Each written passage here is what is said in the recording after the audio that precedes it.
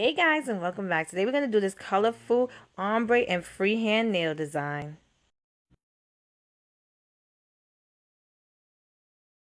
So I'm going to start off with a clean makeup sponge. I'm going to apply yellow, purple, and green. And this is my interpretation of like the grass and the sky and flowers.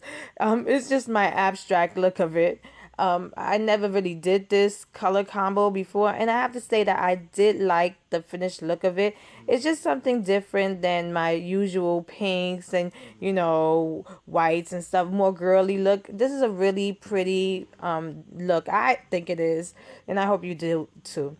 Now, as you can see, I applied it on my nails, and I did this about 2 or 3 times just to get a dark opaque color, but it's not so opaque. It's not too dark. I wanted it to kind of have a nice little gritty look to it, and it does have a nice little gritty look. Now, as you can see, I removed the liquid latex and cleaned around my nails because I'm going to apply a hollow top coat. Now, it doesn't have that much hollow in it, but it is supposed to be a hollow top coat. Then, using my black nail striper, I'm just going to draw some random wavy lines, and that's going to kind of be like my branches. Like I said, I try to make it look like my little abstract outside, springtime nail design.